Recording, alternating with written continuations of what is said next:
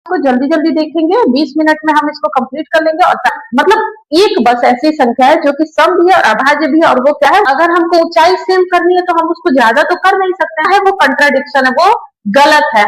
तो last time chapter 1 वास्तविक संख्या रियल नंबर, जिसको हम कंप्लीट करेंगे ओनली 20 मिनट्स में। हम रिकैप करेंगे सारी चीजों को, इससे पहले मैंने सारे सेशंस उसके ले चुके हैं, तो हम इसको जल्दी जल्दी देखेंगे, 20 मिनट में हम इसको कंप्लीट कर लेंगे। और सारे हम क्वेश्चंस भी देखेंगे जो जो आते हैं, एचसीएम एचसीएफ और एलसीएम भी देखेंगे।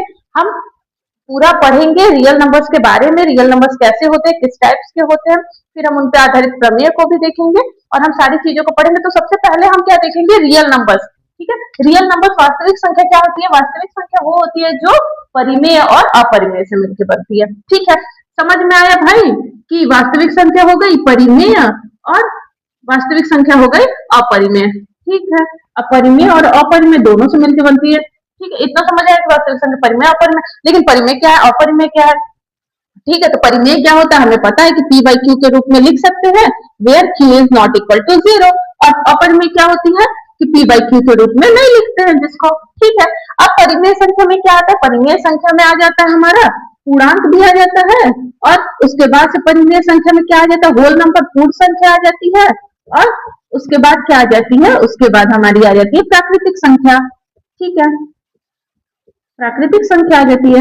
हाँ, अब देखिए, अब परिमेय संख्या p by q के रूप में लिख सकते हैं, q is not equal to 0। Okay, अब पूर्णांक क्या होता है, उसके अंदर पूर्णांक क्यों आता है, क्योंकि पूर्णांक क्या होता है, निगेटिव वाले टर्म्स भी होते हैं जिसमें 0 भी होता है और पॉजिटिव वाले भी होते हैं। ठीक है, और पूर्ण संख्या क्या होता है, जिसमें ओनली 0 एंड पॉजिटिव टर्म्स होते हैं। ठीक है, और प्राकृतिक संख्या क्या होती है, केवल काउंटिंग नंबर्स 1 2 3 4 ऐसे करके।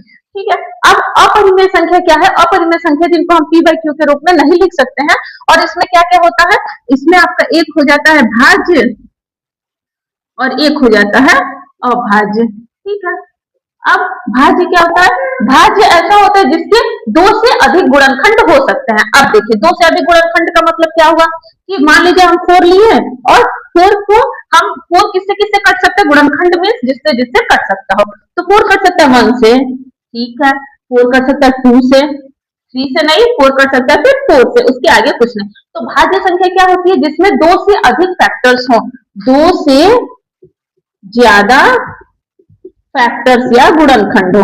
ठीक है, समझ में आया। अभाज्य क्या होती है, जिनके 2 से ज्यादा फैक्टर्स ना हो। 2 से ज्यादा फैक्टर्स ना हो का क्या मतलब है कि वो या तो 1 से कटे या तो वो खुद से कटे, 2 से ज्यादा फैक्टर्स ना हो।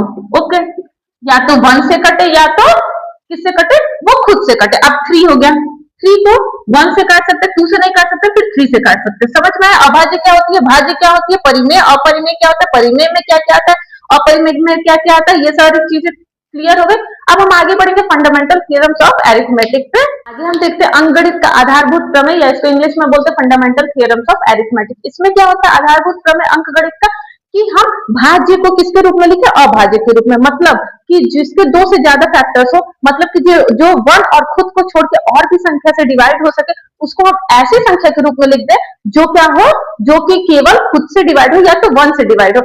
एक और चीज हम देखेंगे कि अभाज्य संख्या में सबसे छोटी अभाज्य संख्या क्या आपको पता है क्या होती है, आप बोलेंगे 1 होती है, जो कि गलत है। सबसे छोटी अभाज्य संख्या क्या होती है, 2 होती है, और 2 ही एक ऐसी अभाज्य संख्या है जो क्या है, सम है। बाकी सारी जितनी अभाज्य संख्या वो सब क्या है, विषम है। तो अगर आपके क्वेश्चन में आ जाए, एमसीक्यू में आ जाए कि सबसे छोटी अभाज्य संख्या क्या है, तो आप वहां पे 2 लगाएंगे, कभी भी 1 नहीं, क्योंकि 1 ना तो भाज्य है ना ही अभाज्य है। ठीक है, 2 आ गया। और अगर ये भी आ जाए कि सबसे छोटी सम अभाज्य संख्या बताइए, तो आप क्या लिखेंगे, 2 लिखेंगे। बट अगर ये पूछ दे कि सम अभाज्य संख्या की संख्या कितनी है, मतलब कितनी ऐसी संख्या है जो कि सम है और अभाज्य भी है, तो आप बस 1 लिखेंगे। और मतलब एक बस ऐसी संख्या है जो कि सम भी है और अभाज्य भी है, और वो क्या है, वो है 2। ठीक है, हम फंडामेंटल थ्योरम्स ऑफ अरिथमेटिक को देखते हैं, तो उसमें क्या होता है कि हम भाज्य संख्याओं को अभाज्य संख्या के रूप में लिख सके। अब जैसे 20 है, तो हम 20 को कैसे लिख सकते हैं, 2 इंटू 2 इंटू 5, ऐसे हम लिख सकते हैं। तो इसमें देखिए 2 भी अभाज्य, 2 अभाज्य और 5 अभाज्य। तो यही होता है क्या कि फंडामेंटल थ्योरम्स ऑफ अरिथमेटिक में क्या होता है कि हम भाज्य को किस रूप में लिख सकें, अभाज्य के रूप में लिख सकें। और इसका यूज हम कहाँ करते हैं, इसका यूज हम करते हैं एचसीएफ और एलसीएम में। ठीक है बेटा, इसका यूज हम एचसीएफ और एलसीएम में करते हैं। और हम अब आगे देखेंगे कि एचसीएफ और एलसीएम क्या होती है। एलसीएम को हम क्या कहते हैं, लघुत्तम समापवर्तक या लसा। लसा होता है आपका, लसा मीन्स एलसीएम, और मसा मीन्स महत्तम समापवर्त मीन्स एचसीएफ। ठीक है बेटा, अब देखिए, अब अगर आपको एलसीएम आया, एलसीएम को आप क्या कह सकते हैं कि एलसीएम क्या होती है, सारे नंबर्स को की अधिकतम पावर, सबसे हाईएस्ट पावर, सारे नंबर्स की सबसे हाईएस्ट पावर होती है। सारे नंबर्स इसमें इंक्लूड होते हैं, आगे हम देखेंगे किस तरीके से। ठीक है, और इसमें सारे नंबर्स की लोवेस्ट पावर, इसमें हाईएस्ट पावर, हाईएस्ट, और इसमें सारे नंबर्स की लोवेस्ट होती है। कैसे, अगर मान लीजिए कि हमको 20 एंड 24 का लसा और मसा हम निकालते हैं, तो लसा आपको पता है एक में लिखते हैं, निकालते हैं। ठीक है, 2 2 1 2, 2 0 0, 2 1 2, 2 2 4, 2 5 10, 2 6 12, फिर 2 3 6 और 5 उतार जाता है। फिर हम क्या लिखते हैं, 3 1 3 और 5 उतार देंगे, और फिर हम क्या लिखेंगे, 5 1 5। ठीक है, अब ये हो गया। और अब तो इसको हम सबको क्या करते हैं, सबको हम मल्टीप्लाई करके किसमें लिखते हैं, लसा में लिखेंगे। मीन्स अगर हमको एलसीएम लिखना होगा तो हम क्या लिखेंगे, 2 into 2 into 2 into 3 into 5। Okay, और अगर हम मौसा निकालते तो मौसा कभी भी हम अलग अलग निकालते, 20 का अलग और 24 का अलग, और उनके कॉमन को लिखते हैं जो उनमें कॉमन होते हैं। तो 20 का अगर निकालेंगे, 2 10 20, 2 5 10, अगेन 5 1 5। ओके, 2 1 2, 2 2 4, 2 6 12, 2 3 6, तो 3 1 3। और देखिए इसमें कॉमन क्या है, 2 2 बार है, और इसमें भी 2 2 बार है, तो यही दोनों हमारा क्या हो गया, कॉमन हो गया। तो हम अगर एचसीएफ लिखेंगे तो एचसीएफ में हम क्या लिखेंगे, 2 इंटू 2 इज इक्वल टू 4। ठीक है, ऐसे हम करके लिखते हैं लसा और मौसा को। ठीक है, यहाँ तक बात समझ में आई। तो लसा और मौसा का यूज करते हैं भाज्य को अभाज्य के रूप में लिखने के लिए। ठीक है, आगे हम कंटिन्यू करते हैं कि अगर दो नंबर आपको दिए रहेंगे और उनसे सबसे हाईएस्ट अगर पूछेगा कि उन दो नंबर को यूज करके सबसे हाईएस्ट चीज निकालने को पूछेगा, मतलब अधिकतम चीज को अगर पूछेगा निकालने को, तो आप क्या यूज करेंगे, एलसीएम करेंगे।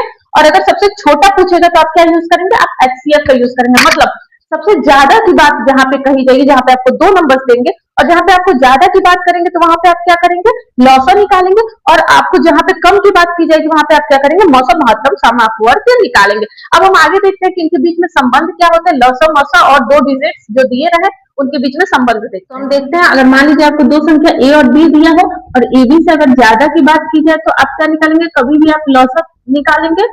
और अगर आपको ए बी से कम की बात की जाएगी तो क्या निकालेंगे, मौसा निकालेंगे। अब हम संबंध देखते हैं, लौसा मौसा और संख्या के बीच में क्या संबंध होता है। अगर कोई संख्या ए और बी है तो उनका लौसा और मौसा के बीच में क्या संबंध होता है, A into B is equal to लौसा गुणे मौसा।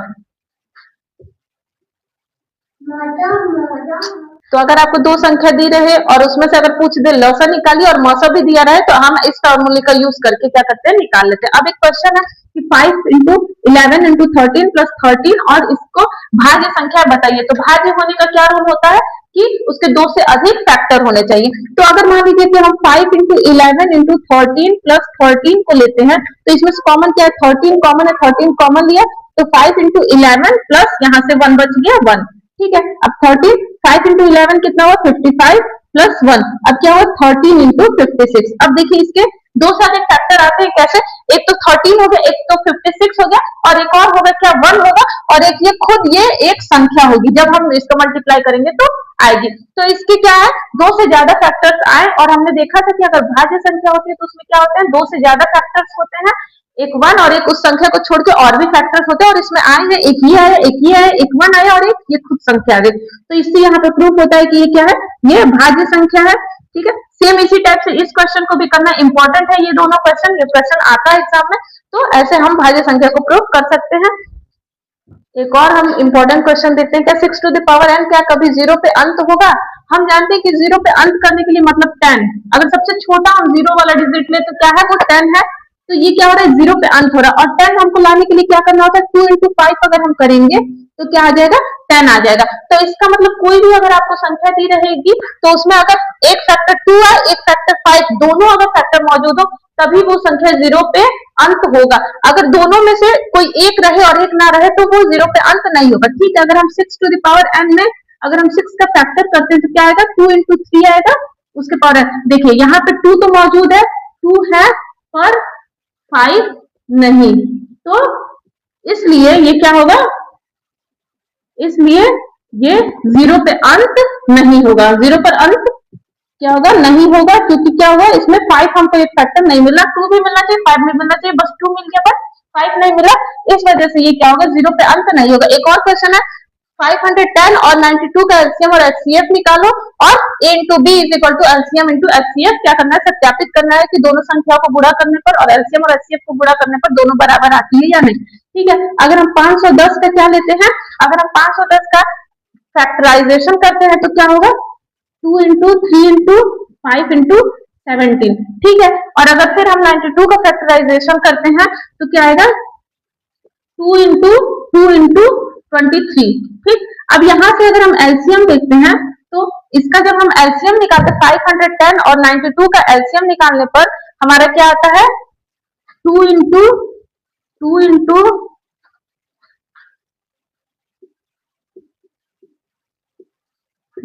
2 टू जा 4, 2 5 जा 10, अगेन 2 5 जा 10, 2 4 जा 8, 2 6 जा 12, अगेन 2 से नहीं कटेगा, 2 से केवल ये वाला कटेगा, तो 2 2 जा 4, 2 3 जा 6। ठीक है, अब फिर किससे कटेगा, क्या ये 5 से फिर कट सकता है, 3 से भी कट सकता है, अगर तो 3 7 जा 21, 3 8 जा 24 और 3 5 जा 15। ठीक है, और ये 23 तो 23 से ही जाएगा, अगेन ये 5 से जा सकता है, 5 1 जा 5 और 5 7 जा 35 और 23, अगेन ये 17 से जाएगा, 17 मतलब 17 और 23 एंड देन ये 23 से जाएगा 1 टाइम्स। ठीक है, तो इसका एलसीएम क्या हो, 2 into 2 into 3 into 5 into 17 into 23। जब हम इन सबको मल्टीप्लाई करते हैं तो कितना आता है, 23460, 23460। और एचसीएफ अगर हम देखते हैं तो एचसीएफ में कॉमन क्या है, ओनली 2 कॉमन है, तो इसका एचसीएफ कितना है, 2 आया। ठीक है, अब हम सत्यापित करने के लिए देख लेते हैं कि एचसीएफ और एलसीएम का अगर हम मल्टीप्लाई करते हैं तो कितना आता है, और दोनों को अगर मल्टीप्लाई करते हैं तो कितना आता है। ठीक है,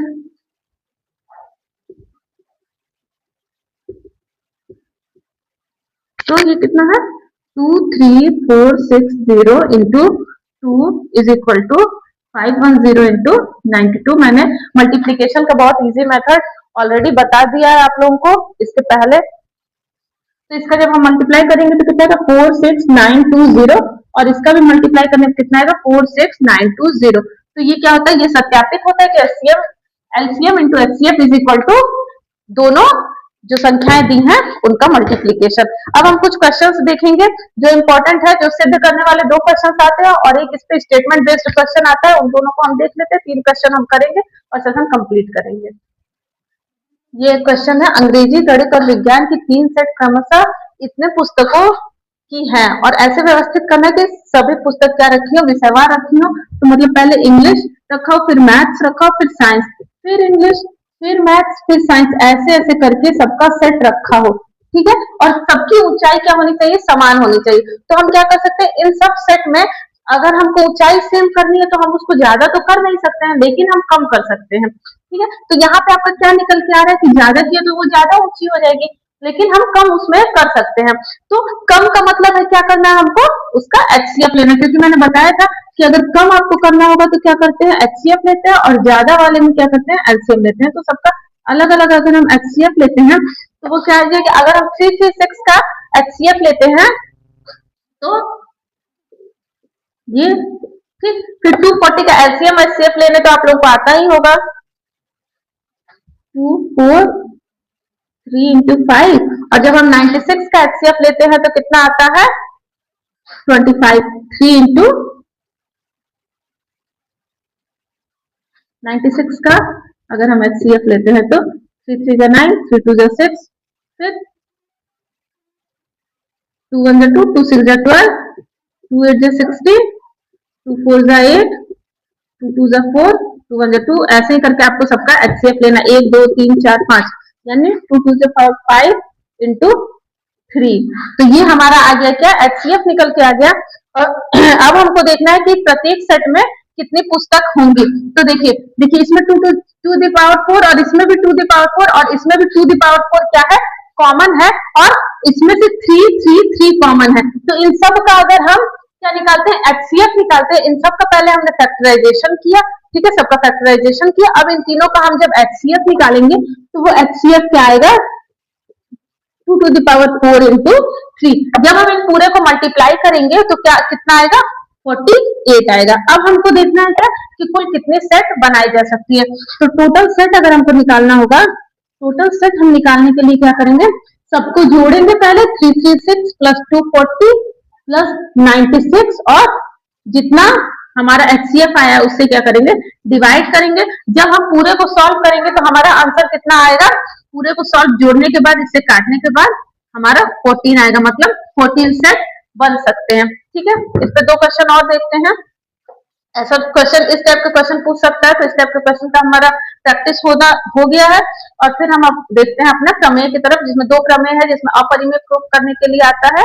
इसमें क्या करना है, √5 अपरिमेय है, ये हमको प्रूफ करना है। तो ऐसे क्वेश्चन करने के लिए हम क्या करते हैं, विरोधाभास का प्रयोग करते हैं, जिसमें हम पहले क्या करते हैं, √5 को उल्टा मानते हैं।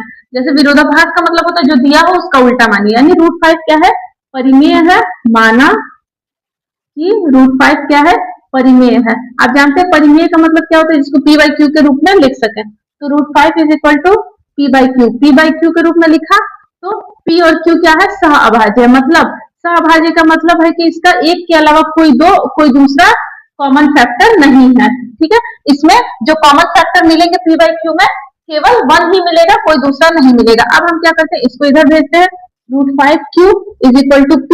अब क्या करते हैं, दोनों पक्षों का वर्ग करते हैं, दोनों पक्षों का वर्ग। ठीक है, तो √5Q का स्क्वायर करेंगे और इज इक्वल टू P का स्क्वायर। तो ये √5 का स्क्वायर हुआ तो 5 हो गया, 5Q square is equal to क्या हुआ, P स्क्वायर हुआ। अब देखिए, अब इस 5 को अगर हम नीचे भेज देते हैं तो क्या हो जाएगा, P स्क्वायर को काटेगा। ठीक, तो P स्क्वायर 5 से विभाजित होगा, और अगर P स्क्वायर 5 से विभाजित होगा तो हमको पता है कि P भी 5 से विभाजित होगा, 5 से विभाजित होगा। ठीक है, अब यहां तक क्लियर हो गया कि क्या होगा, P स्क्वायर भी 5 से विभाजित होगा तो P भी 5 से विभाजित होगा। अब हम एक चीज मानते हैं कि माना P is equal to 5R। ठीक है, या 5C कुछ भी मान लीजिए, 5R मान लिया कि P इज इक्वल टू क्या है, P इज इक्वल टू क्या है, 5R है। अब हम इसको समीकरण 1 माना, तो समीकरण 1 को लेके चलते हैं, तो समीकरण 1 से क्या हो जाएगा, 5Q square is equal to P के जगह रखा तो 5R को अगर हम P के जगह रखेंगे तो 5R का क्या होगा, स्क्वायर होगा, तो कितना होगा, 25R स्क्वायर। तो ये क्या हो गया, 25R स्क्वायर। जब 5 से इसको काटेंगे तो कितना आएगा, Q square is equal to 5R square. अब ये देखिए, जब आपका Q स्क्वायर के नीचे जाएगा 5, तो इसका क्या मतलब है, 5, इसका क्या मतलब है कि Q स्क्वायर 5 से विभाजित होगा, क्योंकि Q स्क्वायर 5 से विभाजित होगा तो Q भी 5 से विभाजित होगा। अब यहाँ पे देखिए, अब क्योंकि Q भी 5 से विभाजित हो जा रहा है, P भी 5 से विभाजित हो जा रहा है, तो P और Q का एक कॉमन फैक्टर हमको क्या मिल जाता है, 5 मिल जाता है। इसका मतलब है कि हमने ये जो माना है वो कंट्राडिक्शन है, वो गलत है। तो आप इसके आगे इसको नोट करेंगे कि हमारा मानना क्या है, गलत है, यानी कि ये √5 क्या है, √5 एक अपरिमेय है। हमने माना था परिमेय, जो कि गलत है, और √5 एक अपरिमेय। एक और क्वेश्चन है 2 + 5 √3 अपरिमेय। इसमें भी प्रूफ करने के लिए हम क्या करते हैं, पहले माना 2 + 5 √3 क्या है, परिमेय है। ठीक है, परिमेय मान लिया। उसके बाद हम क्या करते हैं, उसके बाद क्योंकि हमको पता है कि परिमेय है तो क्या होगा, A by B या P by Q के रूप में होता है, जहां पे A और B क्या है, सह अभाज्य है, मतलब कोई भी कॉमन फैक्टर नहीं है। अगर परिमेय होगा तो कोई भी कॉमन फैक्टर नहीं होगा। अब देखिए, अब 5 √3 को अकेले किया, A by B -2, तो 5 √3 is equal to a minus two B upon B और √3 is equal to a minus two B upon 5b। ये इक्वेशन 1 आ गया। ठीक है, और यहां तक आपको बात समझ में आई, यहां तक बात क्लियर है कि ये कैसे आया है। अब देखिए, क्योंकि यहाँ पे हमने √5 को क्या प्रूफ किया, अपरिमेय प्रूफ किया, यहाँ पे भी √3 अपरिमेय है, √3 अपरिमेय है, हम जानते हैं अपरिमेय है। यहाँ पे ऐड कर लीजिएगा कि हम जानते हैं कि क्या है, √3 क्या है, अपरिमेय है, जबकि a minus two B upon 5b परिमेय हो सकता है। ये अभी कंफर्म नहीं है कि क्या है, परिमेय हो सकता है। तो अब देखिए, अगर ये परिमेय हो सकता है और ये अपरिमेय हो गया, तो इसका मतलब कि हमने जो माना है वो क्या है, कंट्राडिक्शन है, वो विरोधाभास पैदा करता है। अतः हमारा मानना विरोधाभास पैदा करता है, इसलिए 2 प्लस 5√3 क्या है, अपरिमेय संख्या है। ठीक है, तो इसको अपरिमेय प्रूफ करने के लिए ऐसे क्वेश्चन जरूर, एक क्वेश्चन जरूर आएगा आपके एग्जाम में, तो ऐसे करके हम प्रूफ करते हैं। बस यही तक आपके चैप्टर में बस इतना ही है, और इसको हम जल्दी जल्दी इसको हम कवर कर लिए। ठीक है, बस यहाँ पे हम अपने सेशन को कंप्लीट करते हैं।